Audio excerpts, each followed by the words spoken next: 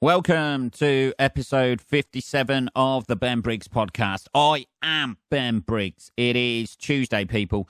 Tuesday, the 19th of November, 2019.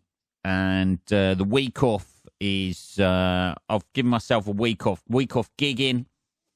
I'm settling down to write. Any minute now I'm going to start writing.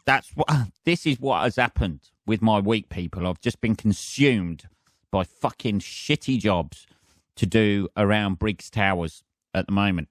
It sounds like I've got to descale the sundial or something like that, but I am still fucking decorating. I know. It's become a lifelong chore now. It's a masterpiece that's happening. A masterpiece of white ceiling and magnolia walls. That's it. Fuck me, man. And just procrastinating for the last 2 days. That's what I've been doing.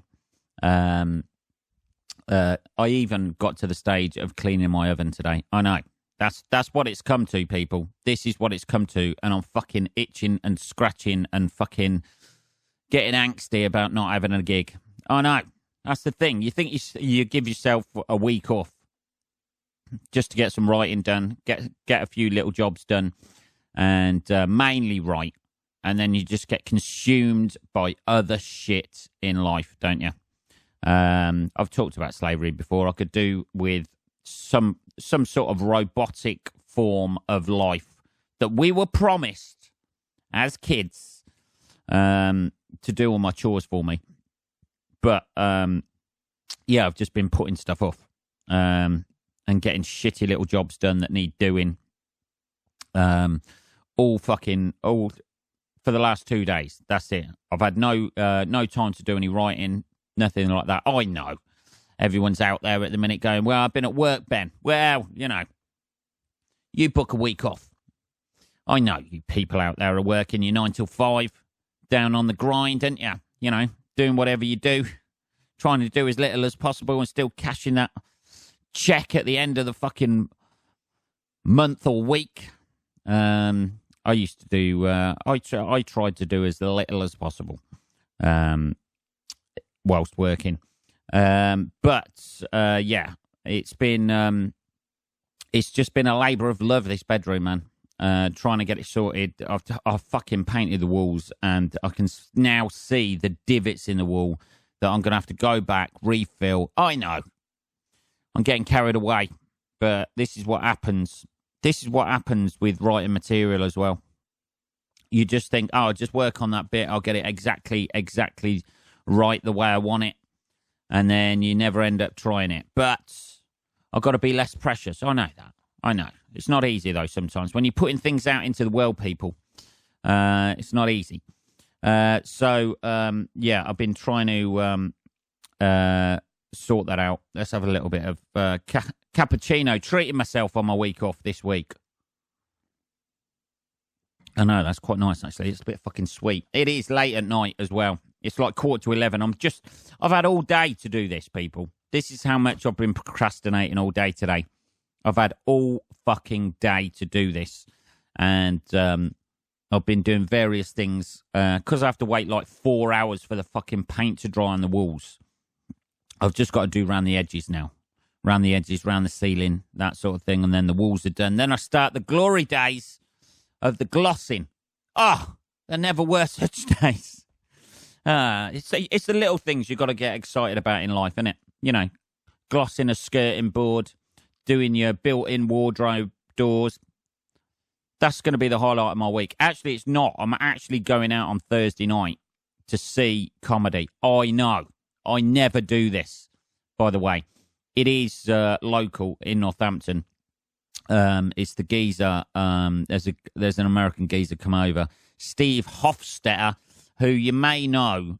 Some of you people out there may know from the heckler videos that he does. He's a ginger geezer, American, got an American voice. People heckle him. He records it. He puts them down, and then he gets millions of hits for it. So I'm going there not to heckle, obviously. Artistic politeness. I think that is the term, isn't it? Yeah. By not saying, hey, fucking. But I'm just interested. One of my mates putting on the gig. Oh, Mike Chase at the Comedy Crate. Fucking hell. I gig with them all the time. At the Comedy Crate, they're putting on the gig for him. So he's over here touring at the minute. So I'm going to go down and just watch that. Have a night off. Have a couple of beers. I know. I can do that. But I'm getting fucking itchy feet already. 2 days into not having a gig, and I'm fucking... This is the thing that happens. You think you'll give yourself a little bit of time off from gigging, and then get some writing done, and then that little doubt starts going in the back of your head. Am I still going to be gig fit for the next gig? Am I going to be rusty? So, yeah. They're all the doubts that are slipping in at the moment. And then you fucking start forgetting your material and shit. But the next material, the next nights I'm doing are like, start again next Monday. So I think I've got Monday, Tuesday, Wednesday, Thursday next week. And I'll just switch my phone off there because I'm getting a text through. Monday, Tuesday, Wednesday, Thursday next week. So I can just fucking hammer out this new stuff. This massive ideas. I've just got paperwork in front of me where I've written down fucking weird shit. Just like one word or something, and that's meant to be a routine. See if we can build that in this week. Bit more cappuccino there. There we go. That is fucking lovely, by the way. I should have been born Italian. That would it. I'll be a bit more debonair, a few less fucks in the old speech there, but you know. I am the mongrel Northamptonian, as I have always been. I feel like I see myself as one of those wild dogs, you know? They're all fucking... They've got fucking bits missing off their ear and shit like that. That's it. Yeah, I'm going out on Thursday to see that. It should be a good gig. He's got a good, decent act that's supporting him as well. And I think he's touring the country or whatever. But this is his big break into the UK after all those millions of hits he's getting on YouTube. But it's a weird thing having... I always think it's a bit of a weird thing. You sort of like paint yourself into a bit of a corner. Like if you do that sort of thing on YouTube and you just specifically not showing material and showing... Obviously, it's a double-edged sword.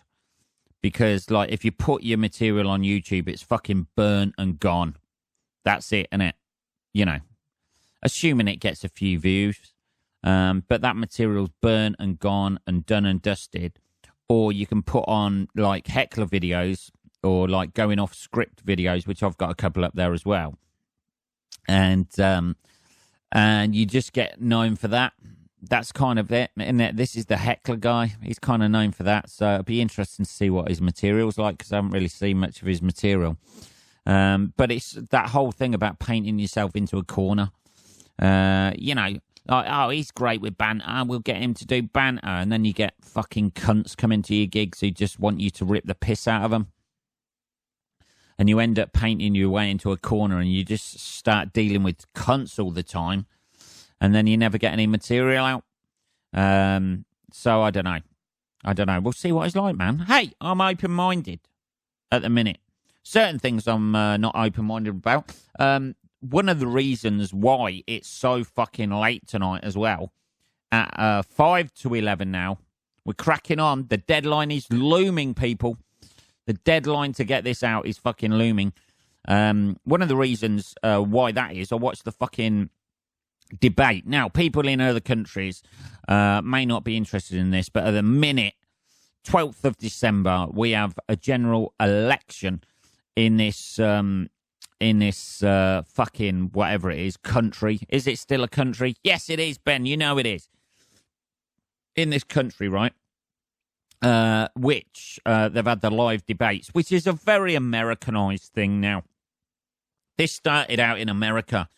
And we just, it hasn't got quite the pizzazz of the American live debates. I don't know, Americans do shit like this a lot better than we do. But we had the live debate between Boris Johnson, who's the current Prime Minister, and Jeremy Corbyn, who wants to be Boris Johnson, Conservative, Jeremy Corbyn, Labour. And it was just the two of them facing off tonight. The Lib Dems, they're out of it. Is there any bigger indication in this country that we're a two-party state and how things are split between when there's just like a debate just between the two main parties? That's it. And they've essentially gone, everybody else can fuck off. I know there's a debate now, or there was at 10 o'clock, with all the others. It's the also-rans, isn't it? That's it. The kids, this is like sports day. Always at school sports day, you had like a couple of people who were in the running for like winning the marathon, things like that. I was one of them. At one point, I was quite a good runner when I was younger. Those days are long gone, by the way. Long gone. But you always had like a couple of people who were in for the running for it, and then everybody, you had the asthmatic kids with a limp, one with a lazy eye, just running around in circles. That's what the second debate was at 10 o'clock. It was like the Brexit Party and all, the Brexit Party. One of their members that I saw, one of their people they're putting up for election was wearing a fucking Ralph Lauren fucking polo top. Put a shirt on, put a tie on, son. You're representing people. You're not cool. Hey, I just fucking turned out. I'm going to be part of the Brexit Party. It was the most... seeing them trot out like to some sort of weird, almost Rocky-esque music every time. It was the lamest thing I've ever seen. The mic technique on the guy, just the mic technique alone. He was holding it like he was fucking having a cock forced in his mouth and didn't quite want it. Just gripping it. That's how I judge people, by the way. Mike technique. That's who I'm going to vote for. His fucking mic technique was awful. I'm not voting for him. Not that I'm voted at all, by the way. I'm just observing, what we're looking at here. But it was like the Johnson and Corbyn thing was a lot like a boxing match. The way they sort of like tried to run it up and that, and people are too cynical in this country for all that. The Americans are like, woo! And all that sort of thing. And everybody was like, sort of like a little bit more reserved over here, aren't we? I did learn one thing, though. That thank you means shut up. That's the one thing I learned from the whole fucking debate thing. When the woman was, I don't know her name. I just didn't, It's not because she's a woman that I didn't look into it. It's just like, I was watching it on the internet, on YouTube, live, trying to watch it live. And because I can't get fucking ITV on my normal TV because I've only got Netflix and fucking catch-up. And they don't seem to do a live streaming. Like the BBC do a live streaming of what's on the channels, whereas ITV don't. So I had to hunt through the internet to watch it. But I did notice that every time the woman, they get about 30 seconds to answer a question as well. So they've got to come out with one little sound bite within that 30 seconds that can succinctly just sum up their argument and then on to the next thing. It's almost like they give the same amount of thought as they do in Parliament to it. I know it's the same sort of thing. But you'd have thought they'd at least expand on a few things a little bit. Boris Johnson kept trying to get back to Brexit, but couldn't quite get there. He was derailed a little bit. But it was interesting watching it. And when the woman was coming to the end, thank you, Mr. Johnson. Thank you. That means shut up. And he just kept going on and on and on. I don't know. That just means they essentially said nothing. They just deflected. They're essentially two schoolboys who have been, so I don't know what happened there. It just blacked out.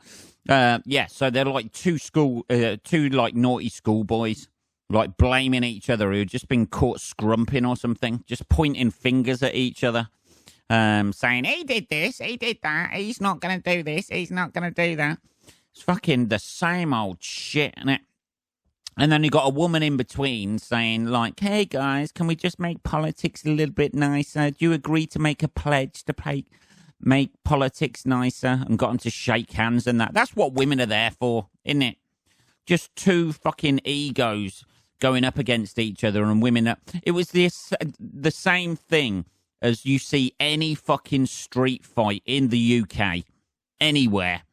On these fair isles, you see a street fight and there's always a woman going, leave it, Gary, leave it. That was the political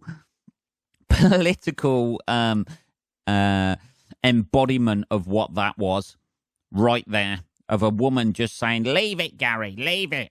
Are you going to agree to be nice? I do like the idea of a 4-day week, but I don't know how that's going to work within the comedy community. Yeah, some of those, a 4-day week ain't going to happen straight away, is it? A 4-day week that Labour are proposing, like at some point in the future, after about like 8 years, when people are like pissed off with them at that point. That's what happens. People get all excited. It happens in the same cycles all the time. Any political thing. Whatever country you're in, unless it's like a fucking dictatorship where everybody's going to get shot unless they go, woo, fucking wave them fucking flags every time they drive by. It's always the same. They get voted in. People are excited. Like when New Labour came in, I remember that. I was fucking alive then, people. I was alive. Like people are all excited about it.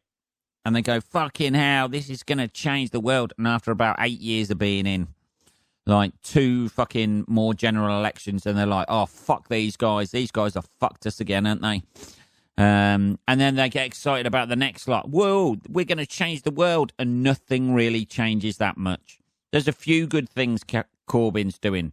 Like, not that it's going to apply to me, but going to university for free, They already do that in Scotland. Scotland have it easy, apart from the fucking weather.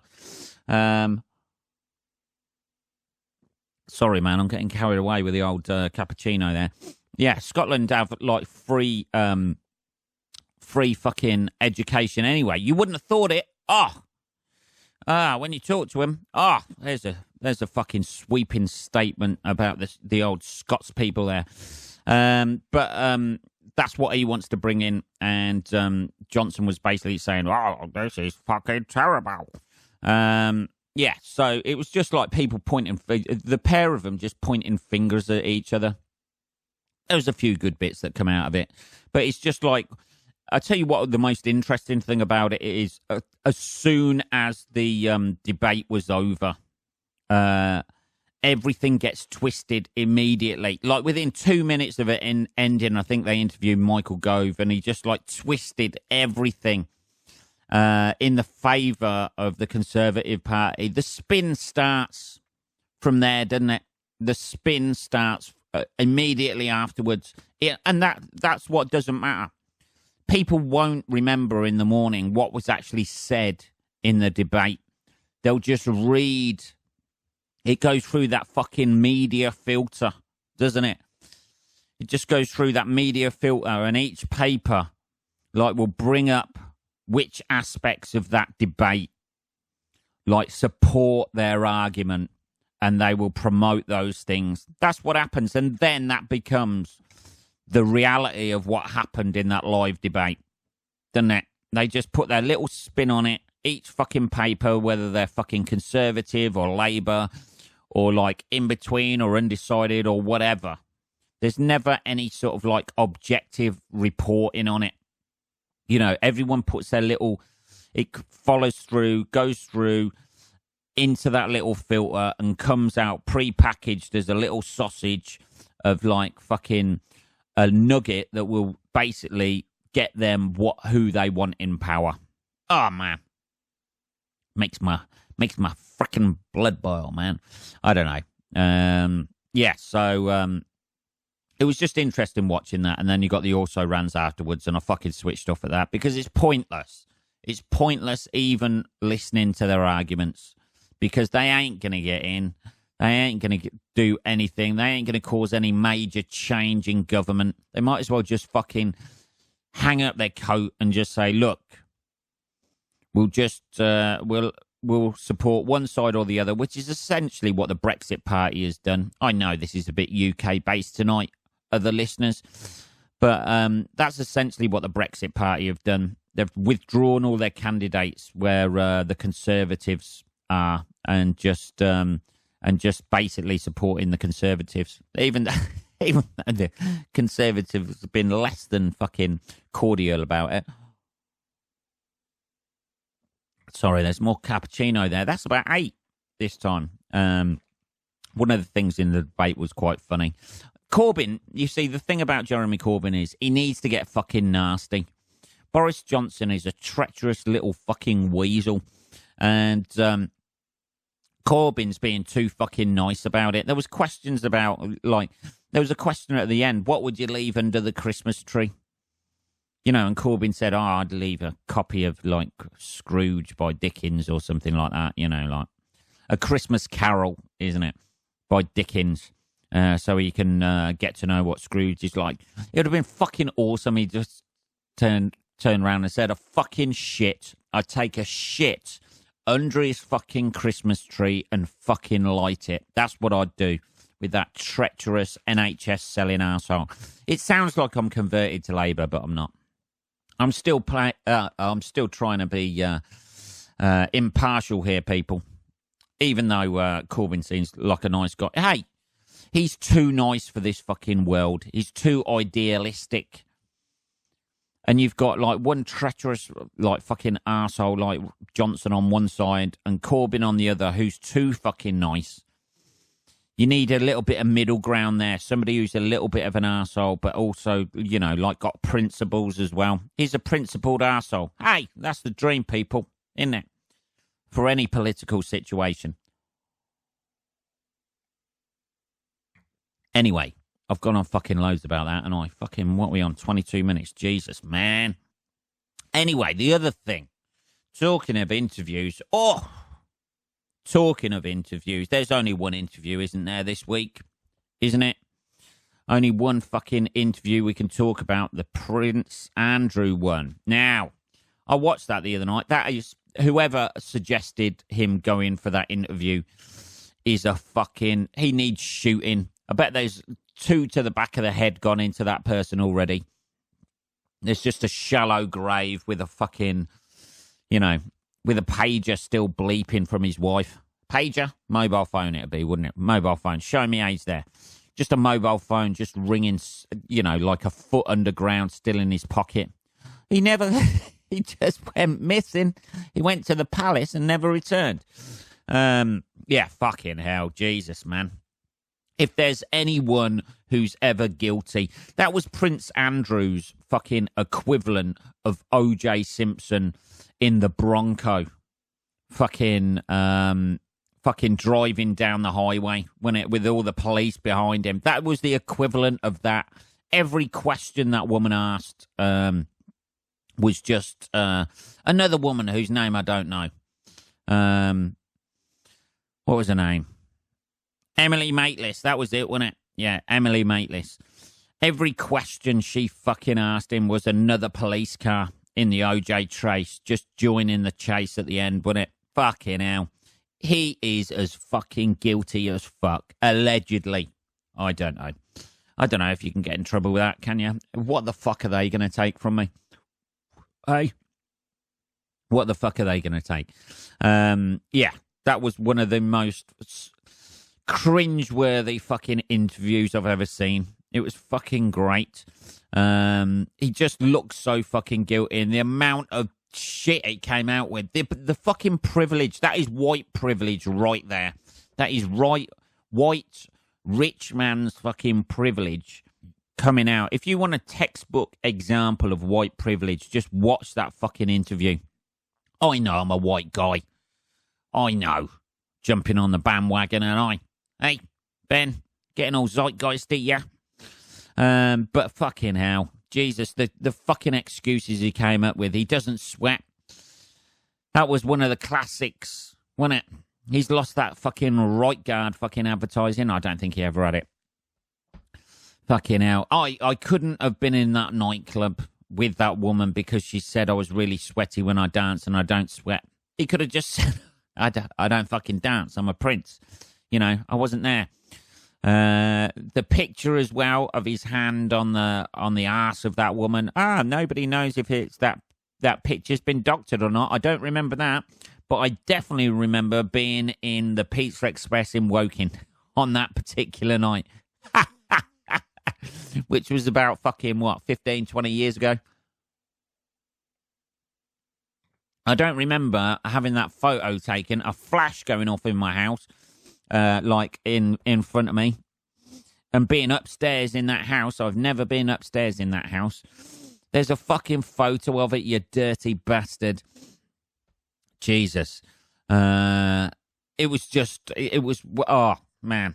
If there's anything, you know, I've never seen anyone look so guilty at all. And when they mentioned the Russian girl massaging his feet as well, his face was a fucking picture. It was just like, oh, my God. It was as if he was just thinking, oh, shit, they're going to bring out here we have the Russian girl dressed as she was that night. They should have done that like a This Is Your Life. You haven't seen her in 20 years, but here's Anya Massage-a-Lot. Oh, fucking hell. Jesus. It was just the fucking, you know, that is somebody who's so far removed from society that he thought his bullshit lies about not sweating, about not remembering the photo being taken, which can not be remembered, but having it put in front of him, about going to fucking Pizza Express on that day. You know, I've stayed in posh hotels. I've stayed in a few posh hotels. Let's redo that. So he was saying like Pizza Express was a big difference for him, so that's why he remembers the exact date and the exact time he was there. I've stayed in nice hotels and I couldn't tell you the date I fucking stayed in them. I couldn't tell you the date I went on holiday last year. You know, I went on holiday in February, like around my birthday.